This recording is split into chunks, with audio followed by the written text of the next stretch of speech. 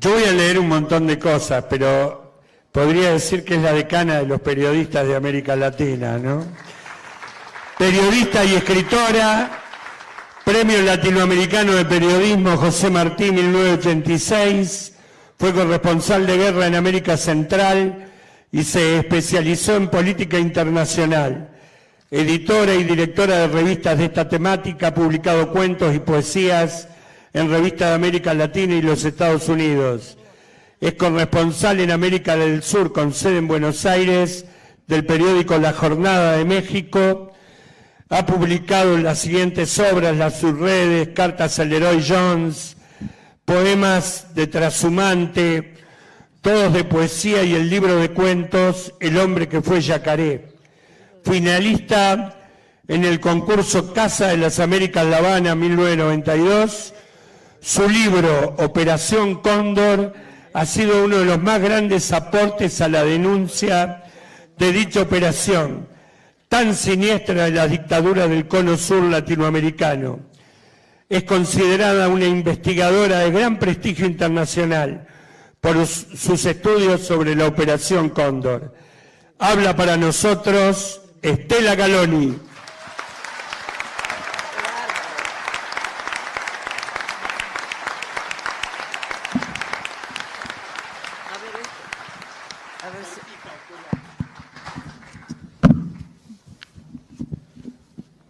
Buenas tardes, compañeros. Aquí muy honrada de estar en esta mesa. Aquí los admiro a todos ustedes y a todos los que hoy en día están luchando. Querida Alejandra, que también ella ha producido unos programas extraordinarios en televisión. Y yo voy a ser un poquito el abogado del diablo, ¿se puede decir? Además, en esta mesa en esta facultad difícil, no siendo abogado ni cosas por el estilo, pero en fin. Algo que se me ocurrió cuando estaba hablando la querida jueza aquí, es que creo que hay algo que está muy mal entre nosotros. Es decir, voy a citar algo que Marx, Lenin y todos lo dijeron, pero lo voy a citar en lo que dijo Perón. La política es internacional siempre. Lo otro es un vuelo de cabotaje.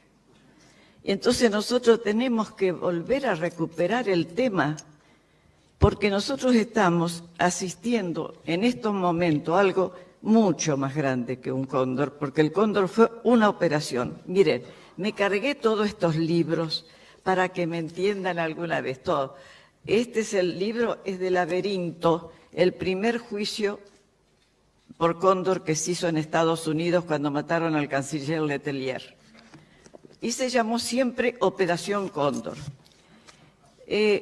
No es semántico, no es un tema semántico. Plan en lo militar, que es lo que es esta temática, en lo militar, en lo contrainsurgente, en la guerra de Estados Unidos contra esta América Latina, plan es la estrategia.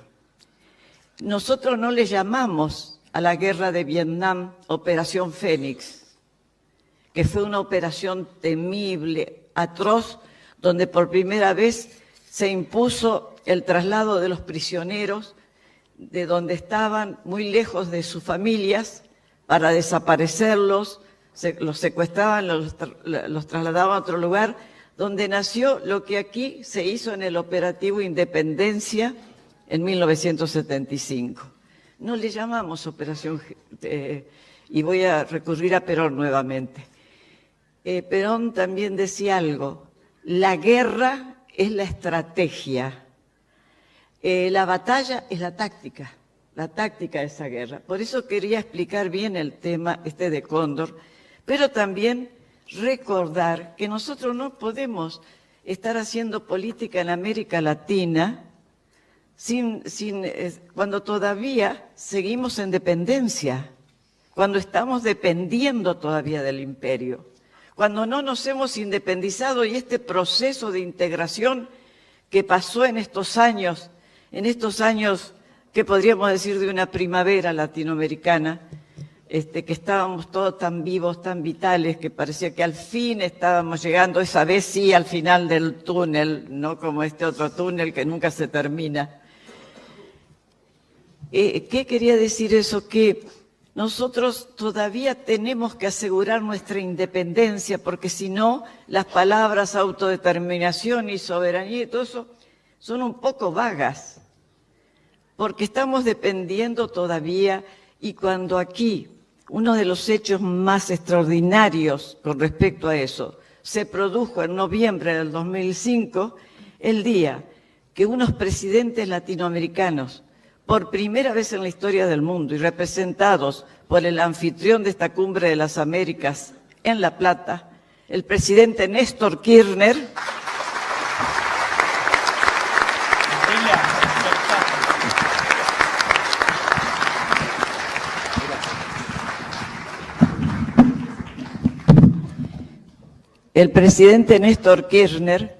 que se plantó y dijo, por primera vez en la vida, ante un presidente de Estados Unidos, un rotundo no al ALCA, que era el Área para el Libre Comercio de las Américas, que es lo que se les había ocurrido para este periodo histórico, y que era nada menos que la parte política, económica, social, educativa, cultural, del proyecto geoestratégico de recolonizar esta región.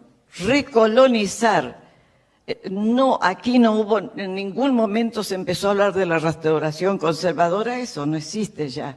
Son otras. ¿Qué tenemos en los gobiernos aquí en América Latina? No son conservadores. Son los que nacieron en las dictaduras, empresarios que crecieron en las dictaduras, empresarios que estuvieron en los grandes bancos internacionales. Entonces, primero hay que plantearse esto, porque si no, no entendemos nada. Perdemos la mirada estratégica, perdemos esa mirada estratégica que ya en los 70 estábamos recuperando. Acá tenemos dos periodistas extraordinarios. Uno, que no es muy conocido para los jóvenes para nada, pero es el periodista más grande que hemos tenido en la investigación de las relaciones de Estados Unidos con América Latina, que se llamaba Gregorio Seltzer. Extraordinario periodista, al que hay que homenajear algún día. Y otro que veía muy bien el tema internacional era nada menos que Rodolfo Walsh, nuestro querido Rodolfo Walsh.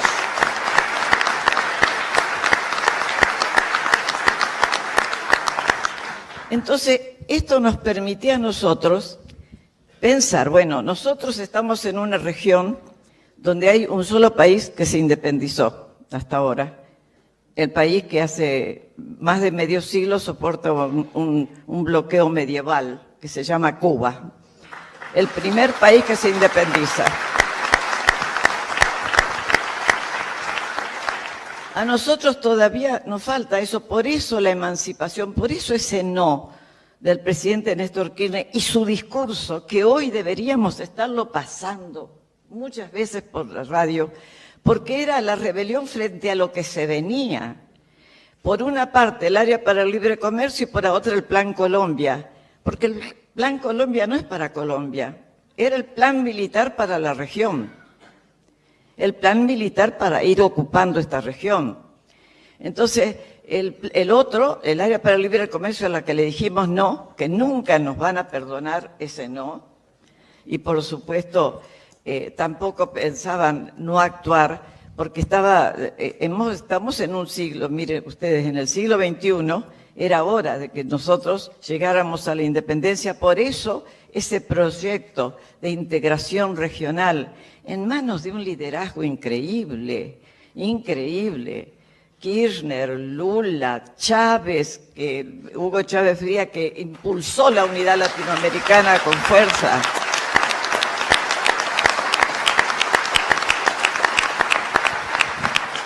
Ahí se estaba jugando el futuro nuestro, era un proceso emancipatorio, lo decían siempre.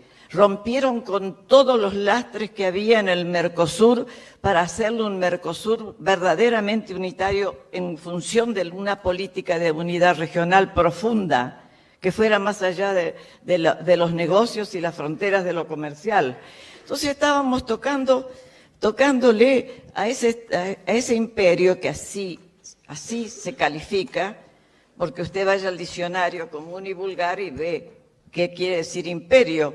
La dominación por la fuerza, no por la razón, sino por la fuerza. ¿Y qué es lo que nos está pasando a nosotros?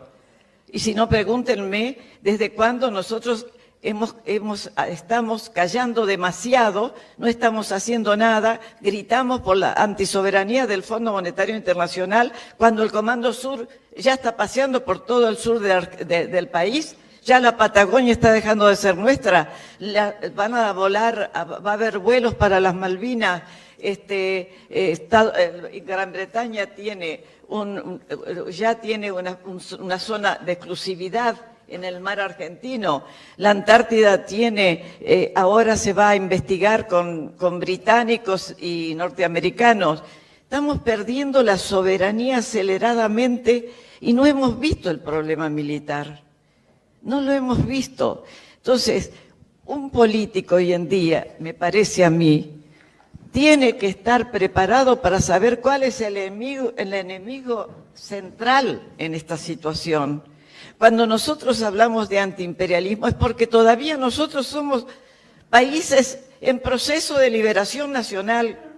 Eso lo tenemos que entender profundamente, si no nos vamos a entender que lo que nos está pasando hoy es la continuidad de la contrainsurgencia criminal de los años 70, donde nos impusieron. El plan de esos años fue la dictadura de seguridad nacional, porque estaba el tema de la Guerra Fría y nosotros éramos el jamón del sándwich. Nosotros quedamos apretados porque nos dijeron son occidentales y cristianos. Nosotros, el tema del enemigo interno, eso está ahí, el plan general estratégico del imperio sobre nosotros. Nos sembraron de dictaduras el Cono Sur, las sembraron a las dictaduras.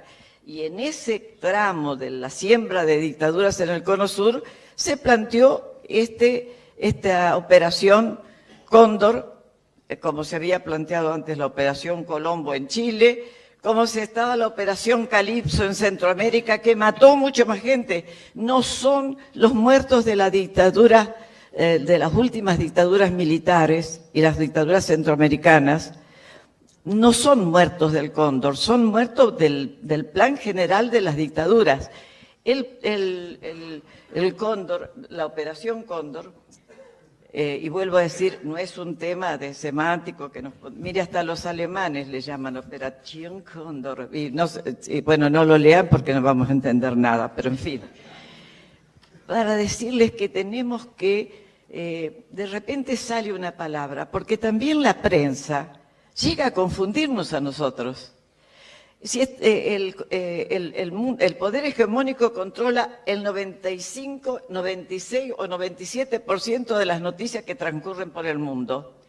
Pero no solo es el poder hegemónico, sino el poder militar. En el Pentágono se preparan un montón de informaciones que van a repetir los medios todos los días. Y en nuestro país, queridos compañeros, el 98% de los medios son manejados por el gobierno actual. Esa es la realidad. Entonces, ahí a veces nos confundimos nosotros también. Y es linda esta palabra cóndor, suena bien. Pero esto es mucho más que un cóndor. Esto que nosotros estamos viviendo, que se está viviendo con una tragedia en Venezuela, en Nicaragua en este momento, con ataque de grupos armados. ¿Qué nos pasa la información? No, un gobierno dictatorial que había sido elegido hace 2 años con el 72% de los votos y que había sido vigilado por todos los observadores, pero al que Estados Unidos decía no, es fraude. Siempre que gana uno de los nuestros es fraude. Entonces, para decirles esto, nosotros estamos viviendo algo mucho más grave que eso. ¿Qué es la contrainsurgencia? Es lo que se creó en los años 60 ya para poder manejarse hacia nuestra América Latina, que es la guerra contra insurgentes, la ilegalidad. Todo es ilegal. Desde la llegada de Ronald Reagan al gobierno en Estados Unidos, comenzó a prepararse todo eso de las fundaciones. Esas fundaciones, doctora, que usted hablaba, que se llevaban a jueces, sí, queridos compañeros, en los años 90, en la sede del Comando Sur, cuando se preparaban a enfrentar los conflictos de los años 2000, que tenía que ver con lo que íbamos a hacer nosotros los latinoamericanos, que siempre andábamos en rebeliones, porque tuvimos dictaduras, porque resistíamos. No las tuvimos porque éramos unos chicos muy buenitos que aceptábamos la colonia como si fuera una cosa muy fácil. Y entonces, para estos años 2000 se planteó, fíjense ustedes, en vez de dictaduras de seguridad nacional, las democracias, entre comillas, de seguridad nacional. Lo más parecido a ese proyecto es la democracia de Álvaro Uribe en Colombia. Miren ustedes qué democracia, con miles de desaparecidos, miles de muertos, con falsos positivos. El presidente Álvaro Uribe, del que nuestro presidente actual, bueno, nuestro es mucho decir, pero bueno, este presidente actual dijo que es su modelo. Si Uribe fue el modelo, es el gran modelo, y le pone al lado, por supuesto, a Mandela, para tratar de suavizar un poco, entonces nosotros tenemos que darnos cuenta en qué estamos viviendo, qué estamos enfrentando. No es solamente un tema doméstico, es mucho más. Es el decir, ahora se tienen que acabar todos estos gobiernos populistas, como le dicen, que el populismo, como decía Jorge Eliezer Gaitán, el primer muerto de la CIA, muerto importante de la CIA en Colombia. La CIA se crea en el 47 y en el 48 su primer gesto fue asesinar a Jorge Eliezer Gaitán cuando estaba reunida la OEA ahí. Claro, en medio de todo lo que pasaba alrededor de la muerte de Gaitán, la OEA salió convertida en lo que fue y sigue siendo un ministerio de colonias, que para eso la crearon, para mantenernos a nosotros en la dominación. Bueno, para ir cerrando, porque si no me van a sacar de esta mesa, entonces corriendo, quiero decirles que más que un plan Cóndor, nosotros entonces tenemos que averiguar, a ver, ¿cuáles son los planes de esta guerra? ¿Por qué le dicen de cuarta generación?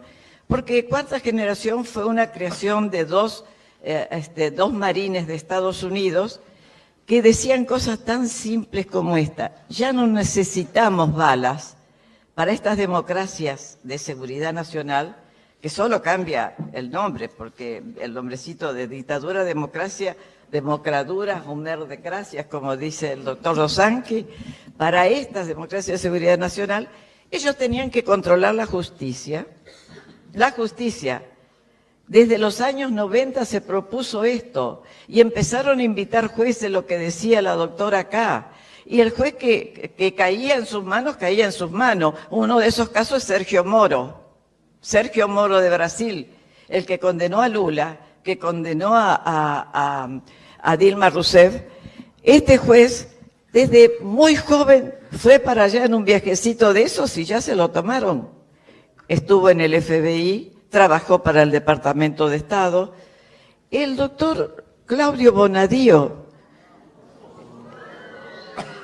también tiene su historia y podemos hacer una lista de los que ellos llevaron a Estados Unidos y los que se encandilaron con Estados Unidos, porque hubo algunos que viajaron y, por supuesto, como decía la doctora, a algunos no les caía, pero la oferta siempre estaba en pie. Dijeron, nosotros, infiltrando las estructuras judiciales, ganándonos a los jueces, y voy a poner después un ejemplo antes de cerrar, controlando los medios de comunicación de los que se apropiaron en el huracán neoliberal de los años 90, se apropiaron de la cantidad de medios que ellos quisieron, de esa CIP, que no es una sociedad interamericana de prensa, sino de dueños de medios monopólicos, como los que tenemos acá y en Brasil, que no pueden existir este tipo de monopolio ni en Gran Bretaña, ni en Francia, ni en Estados Unidos. Acá sí, lo sabrá muy bien, lo sabe muy bien Florencia. Entonces, con esos medios, la justicia, y decían, así como cuando hicieron el primer cóndor, que era contra narcotraficantes extranjeros porque el poder estadounidense quería hacerse del dinero del narcotráfico, que es a donde va el narcotráfico, el dinero del narcotráfico, del verdadero narcotráfico, no del que se vende aquí en las calles para que se vende a los muchachos aquí en las calles. Eso no es el narcotráfico, hay que definirlos de otra manera y un día vamos a hablar de eso. Pero entonces, para esto que estoy diciendo a ustedes, fíjense ustedes que además de eso decían hay que corromper, la policía es corrupta en la América Latina, así que nosotros vamos a trasladar a estos narcotraficantes. Fue un plan de la Organización de la Droga, que se llevaron narcotraficantes de un país a otro, se los llevaban sin avisar, sin pasar por jueces, que fue lo que luego se aplicó en la Operación Cóndor, que era una operación elitista porque querían no hacerse cargo de cualquier... Ellos pedían... ¿Qué mataron? Fíjense qué mataron. ¿Cuántos presidentes mataron? ¿Cuántos presidentes mataron? Lo mataron a Goulart, lo mataron a Torres de Bolivia, lo mataron a Frei en Chile, después en los años 80, mataron cancilleres, mataron a personajes muy importantes de la política que le molestaba afuera, porque estaban denunciando a las dictaduras afuera del país, y sobre todo era tan elitista esta operación que como iban a atentar contra estos personajes tan importantes, o contra los líderes guerrilleros revolucionarios de ese tiempo, como iban a atentar contra ellos, tenían una especial persona en las embajadas de cada país. Esa persona tenía que descodificar los cables que mandaban en la red Cóndor, No era el mismo que todas las de las dictaduras, era un cable especial. De manera que yo creo que tenemos que asumir que nos gusta el nombre Cóndor y ponerle, pero no, porque esto lo han hecho toda la comunicación entre los servicios de inteligencia se ha hecho toda la vida. Toda la vida ha pasado eso, solamente cuando no tenían un gobierno que no se prestaba para eso, pero era muy pocas veces.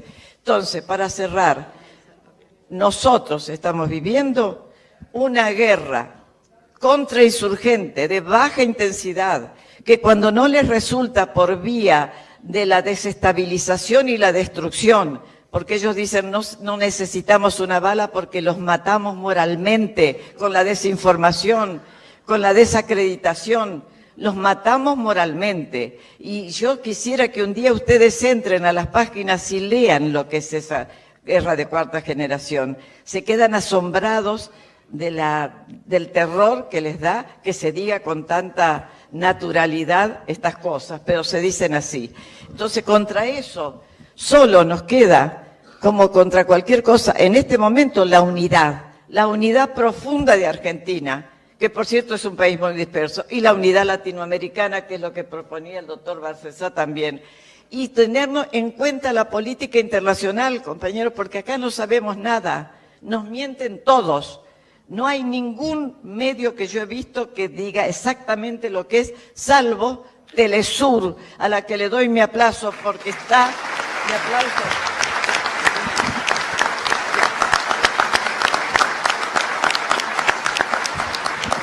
Así que siguiendo lo que decía Perón, pongámonos en serio a saber cuál es nuestro destino en política internacional, quién es nuestro enemigo principal y por qué ese enemigo principal tiene en este momento en cada uno de los ministerios sus asesores. Y en este momento nos están invadiendo tropas. Ahora se han asustado porque hemos visto tropas acá en Buenos Aires. Más asustados están pobrecitos los de Tierra del Fuego, que nos están escribiendo siempre. Desde Tierra del Fuego están pidiendo, por favor, que hagamos algo, porque se están quedando con Tierra del Fuego y con la Patagonia. Y para eso inventaron que los mapuches son terroristas. Bueno, son las cosas que nosotros también tenemos que poner en nuestros programas de lucha. Esto también tiene que aparecer, porque con bases norteamericanas o inglesas en nuestros países, nosotros no vamos a ser soberanos. No vamos a ser soberanos. Podemos correr más fácil a la FMI, que a una base norteamericana. Así que, compañeros, hagámonos cargo del lugar que estamos ocupando hoy en el mundo y en Latinoamérica, que todavía somos el continente de la resistencia, y yo no tengo ninguna duda de que vamos a resistir, porque cada día nos estamos juntando más, y por eso agradezco estar ante esta sala llena, maravillosa, que nos ha acompañado este día.